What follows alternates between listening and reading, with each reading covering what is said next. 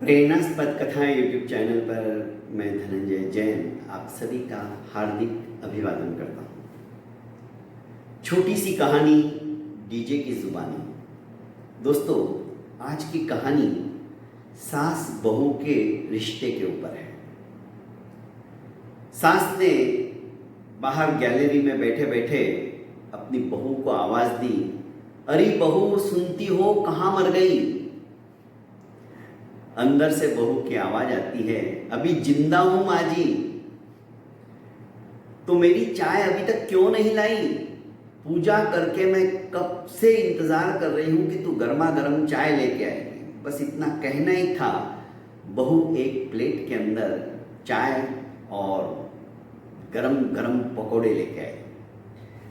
माँ जी के सामने रखते हुए उसने कहा कि माँ जी लो, आपके लिए मैं चाय भी लेके आई हूं और गर्मा गर्म पकोड़े भी लेके आई हूं। बहू को चिल्लाते हुए कहा, तू मुझे मारेगी क्या? भला इस उम्र में तेल से तले हुए पकोड़े खिला रही है। माँ जी मुझे कपड़े धोने हैं, मैं जा रही हूं। ऐसा करके बहू दरवाजे के पीछे छुपकर देखने लगी।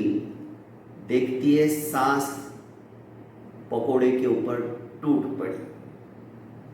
पकोड़े बड़े स्वादिष्ट बने थे। इतने में बहू वापस आई और कही कि माँ जी सॉरी, मैं भूल गई, आपने पकोड़े खाने से मना किया, मैं वापस ले जाती। अरे रहने दे, अब इतने बनाए हैं तो खा ही लेती हूँ, पर इतने भद्दे पकोड़े बनाए तुझे पकोड़े बनाना भी नहीं आता है क्या? उसे वापस डांट कर भगाने की कोशिश की। बहू भी मुस्कुराती हुई किचन में आ गई। दूसरे दिन प्रातःकाल बहू को जल्दी उठना था क्योंकि उनके घर में पूजा थी और रात को रात जगा था। मेहमानों का आना जाना शुरू हो गया था। अकेली बहू और सिर्फ 2 नौकर, कम से कम 50 लोगों का खाना बनाना था। बहू बेचारी सुबह से शाम तक लगी रही। बीच बीच में सास उसे टोकती रही, बहू ये नहीं है, वो नहीं है, ये नहीं किया, वो नहीं किया, फर्श अभी तक साफ नहीं हुआ, फटाफट कर, शाम को पंडित जी आ जाएंगे, भगवान की पूजा की ड्रेस बनानी है, फूल मालाएं लानी है। दुनिया भर के काम सास ने गिना दिए और बहू मुस्कुराते हुए सारे काम फटाफट फटाफट करती गई। बीच बीच में सास उसे टोकती रहती, अड़ोसी पड़ोसी को और क्या चाहिए, मौका चाहिए, तुम कैसी गंवार बहू लेके आई हो, ढंग से काम ही नहीं करती, कितनी बार तुम्हें उसे बोलना पड़ता है। मध्याह्न का खाना शुरू हुआ। बहू ने अपनी सासू के लिए ब्लड प्रेशर के कारण से बिना नमक की सब्जी बनाई थी। मामूली नाम के लिए उसने नमक डाला था। तो बोलने लगी कि तुझे आज कैसे बताऊं, नमक कितना ज्यादा डाल दिया तूने बहू। सॉरी माँ, गलती हो गई, मेरा ध्यान नहीं रहा होगा, कोई बात नहीं। पर अड़ोसी पड़ोसी की महिलाएं कहने लगी, तुम एक काम करो, इस जाहिल, इस गंवार बहू को कब तक झेलोगी? तुम्हारा बेटा इतना स्मार्ट, इतनी बड़ी कंपनी में काम करता है, उसकी कहीं दूसरी शादी करा दो। फाड़ जाने वाली आंखों से सास ने उसे देखा पर बोली कुछ नहीं, क्योंकि घर में दूसरे मेहमान भी थे। पर मन ही मन सोच लिया कि छुटकी की दादी, मैं तो तुम्हें बाद में देखूंगी। सायंकाल का समय हुआ। लड़के के, जो कि इसका पति था, कंपनी के 10-12 दोस्त भी आ गए और एक तरफ बैठ के उनका ड्रिंक भी शुरू हो गया, क्योंकि रात को तो रत जगा था। इन्होंने अपनी पार्टी शुरू कर दी। इसके लिए भी बार बार वो बुलाता, चखने में काजू फ्राई करके लेके आ, ये करके लेके आ, पापड़ नहीं है, आदि आदि, ऑर्डर पे ऑर्डर। अचानक भागम भाग और दौड़ धूप के कारण से उसका धक्का शराब की बोतल को लगता है और बोतल नीचे गिर जाती है। बोतल टूट जाती है, फूट जाती है। दोस्त भी कहते कि यार क्या ये तेरी पत्नी भी है ना, इसको इतनी भी अक्ल नहीं है कैसे चलना चाहिए। उसके पल्लू ने हमारी बोतल ही नीचे गिरा दी, सारा मजा किरकिरा हो गया। इसे भी गुस्सा आया और खाट करके एक चांटा उसने गाल पे जड़ दिया। बेचारी रोती रोती भागती हुई किचन में जाके हाथ धोए और बेडरूम में जाके सो गई। पर सासू की आवाज आई। सासू को तब तक पता ही नहीं था बाहर इतना बड़ा कांड हो गया है। सासू ने कहा कि जल्दी से तैयार हो बहू, पुजारी जी आ गए और आरती का सामान कहाँ है, आरती लेके आ, आरती का वक्त हो गया है। बहू बेचारी अपने आंसू पोंछती है, आरती का थाल सजा के लाती है, पुजारी के हाथ में देती है। आरती शुरू होती, सभी बारी बारी से लेते तो सास कहती बहू तू भी आरती कर ले। जैसे ही बहू अपने हाथ में आरती लेती पर उसके हाथ तेल से सने हुए थे और वो धोना भूल गई वापस। आरती का थाल छिटक गया, आरती नीचे गिर गई। बस आरती का दिया नीचे गिरते ही पड़ोसी ताने मारने लगे। अरे मैं तो कब से कह रहे हूं सुषमा जी तुम दूसरी शादी करवा लो अपने बेटे की। हाँ मां, अभी अभी मैंने इस जाहिल को मारा है, इसने हमारी शराब की बोतल भी तोड़ दी। इतना सुनना ही था। मां अपने बेटे के पास गई और खिंचा के एक चाटा सभी दोस्तों के सामने उसके गाल पे जड़ दिया। आवाज चाटे की इतनी जोरदार थी कि सारे मेहमान देखने लगे। बोलने लगी तू मेरा बेटा है, मुझे शर्म आती है, तेरी हिम्मत कैसे हुई बहू के ऊपर हाथ उठाने की, और तू ऊपर से बोल रहा है कि इसने हमारी शराब की बोतल गिरा दी और मैंने उसे जड़ दिया चाटा।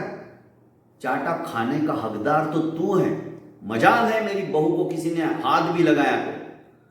और क्या उसे जाहिल जाहिल बोल रही हो तुम, छुटकी की दादी?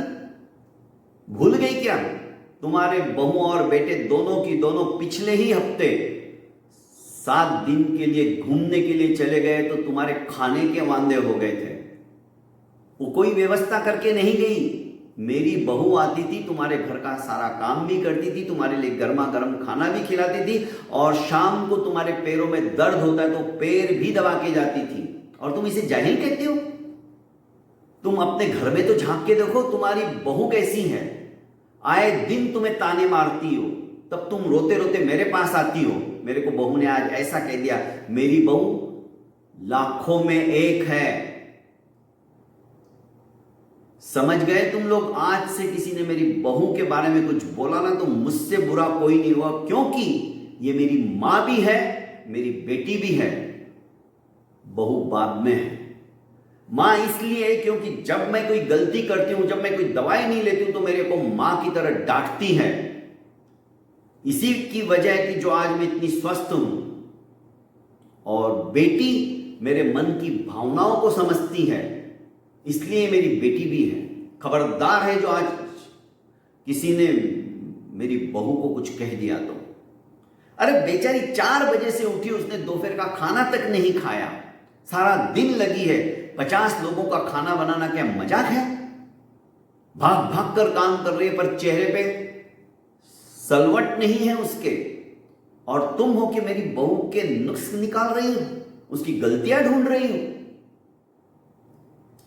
अरे तुम्हें हीरे में और पत्थर में कोई फर्क ही महसूस नहीं होता है। तुम्हारी दिमाग की जो तंतुएं हैं ना, सब सड़ चुके हैं। सोचने समझने की बुद्धि तुम्हारी खराब हो गई है। मेरा ये बहू मेरा हीरा है, मेरा गुरूर है।